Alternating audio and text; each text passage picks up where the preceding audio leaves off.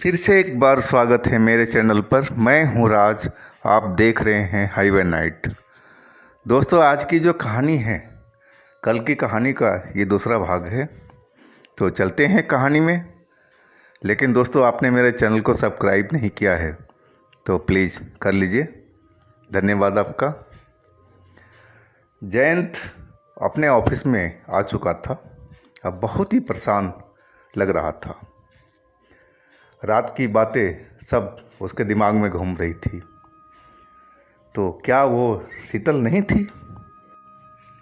वह सब यही बात सोच रहा था कि आखिर किसके साथ में वो रात गुजारी थी। कौन थी वो लड़की? शीतल या फिर कोई भूत प्रेत या कोई चुड़ैल? वो बहुत अंदर से डरा हुआ था। अब करे तो क्या करे, उसी में लगा हुआ था। दिमाग में कई तरह की उसकी बातें चल रही थी। फिर वो किसी से सलाह लेने की बातें सोची, लेकिन ले तो किससे ले।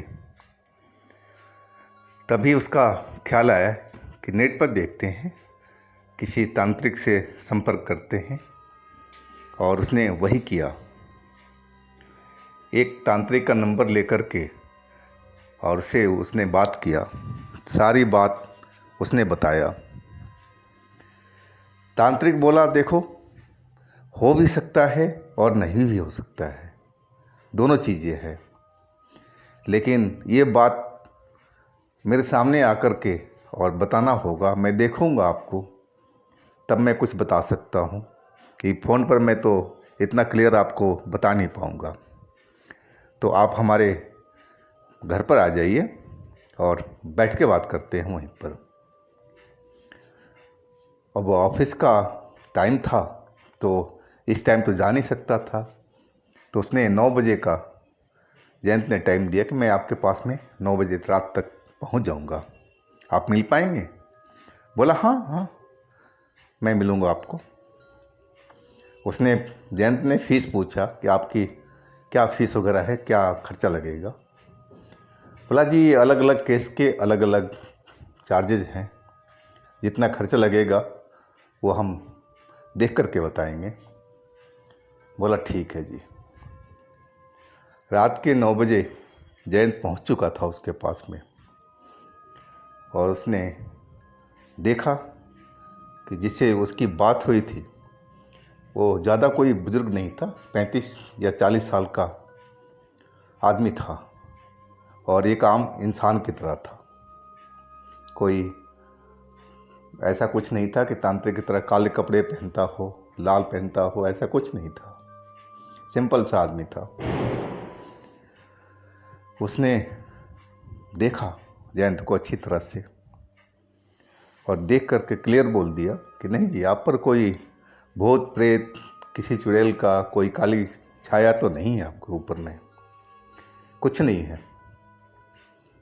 तो जयंत बोला कि आखिर हमारे साथ में जो रात में घटना हुई है, अकस्मात जो फ्रेंड हमारा 6 महीने तक गायब रही और उसी घर में पहुंच जाती है, उसको कैसे मालूम?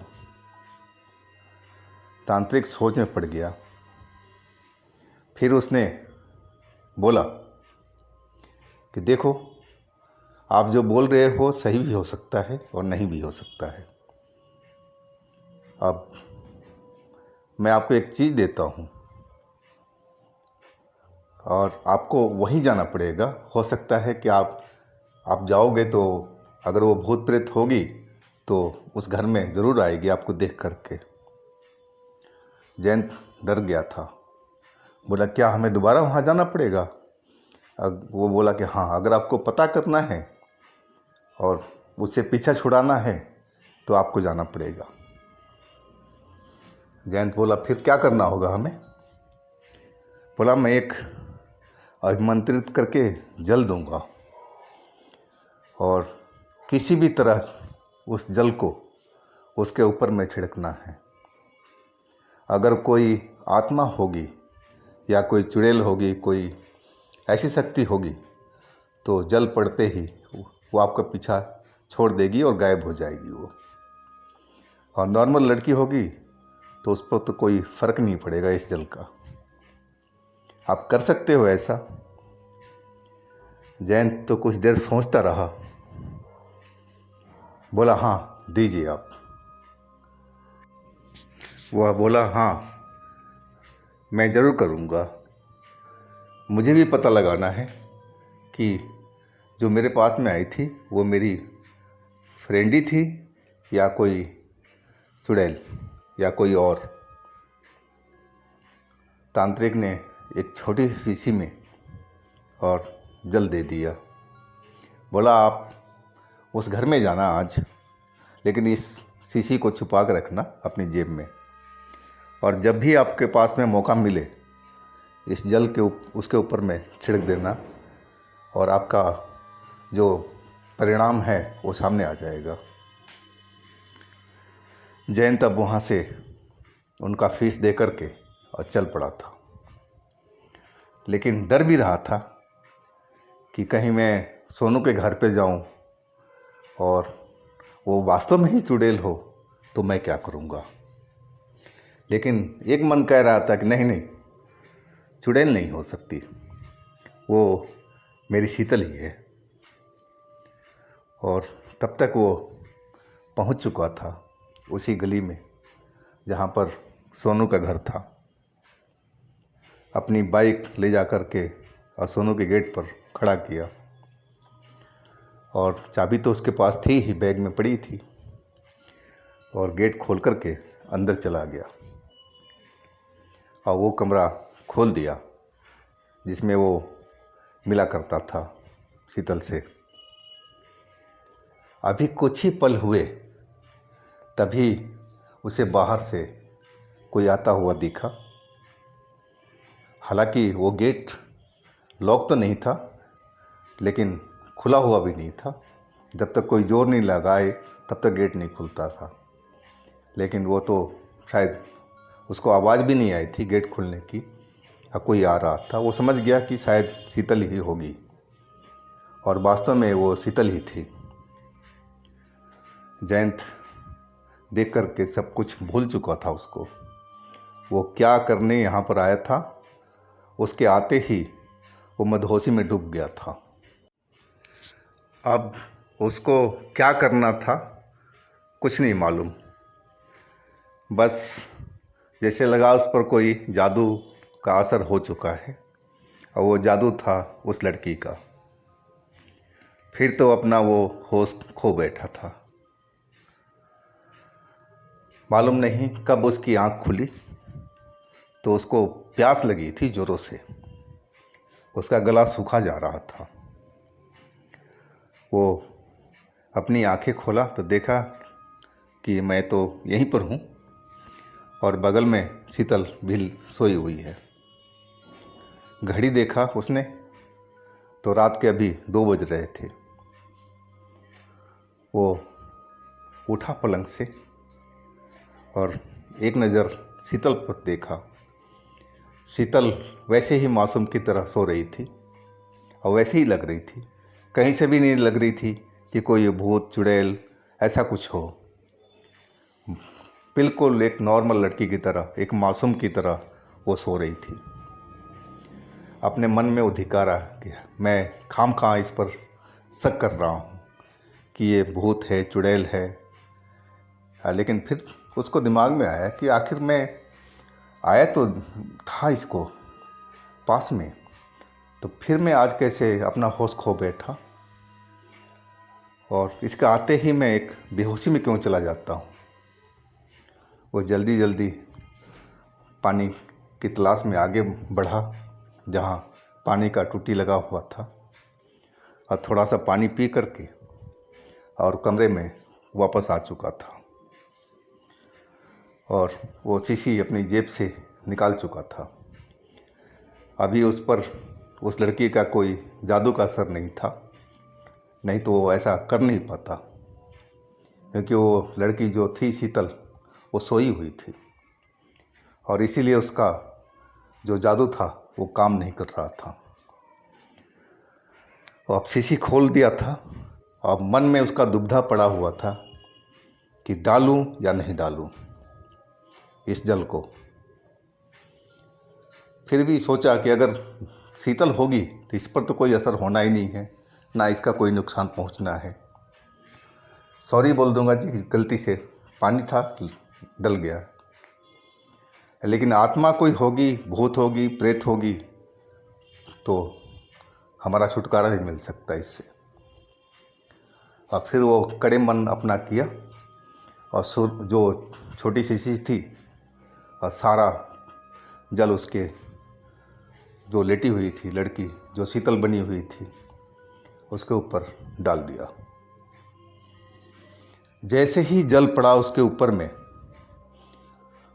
वो बड़ी तेज से उठी और बहुत जोर से चिल्लाना शुरू कर दिया। और देखते ही देखते उसका रूप अब बदलने लगा था। वो तो शीतल कहीं से भी नहीं लग रही थी, वो तो दूसरी लड़की ऐसी लग रही थी। और वो पलंग पर इधर से उधर कूद रही थी उस जल के असर से। और जो जयंत था वो एक जगह पर खड़ा थर-थर डर से कांप रहा था। वो सारा देख करके दहल रहा था। वो लड़की उस जल के असर से तड़प रही थी, कूद रही थी पलंग से, कभी नीचे कभी ऊपर, कभी भाग रही थी, गोल गोल घूम रही थी।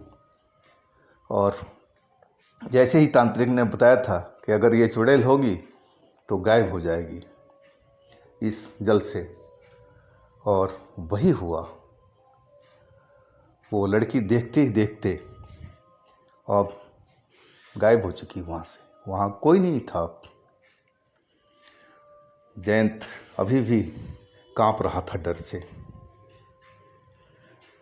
कि तांत्रिक सही बोला था कि इस जल का असर होगा। अगर कोई भूत प्रेत होता है तो उस पर ज़रूर असर होगा, कोई नॉर्मल लड़की होगा तो उस पर कुछ नहीं होगा।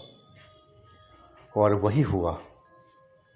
तो इसका मतलब जो ये हमारे साथ में लेटी हुई थी, ये शीतल की आत्मा थी या शीतल खुद ही चुड़ैल बन गई थी।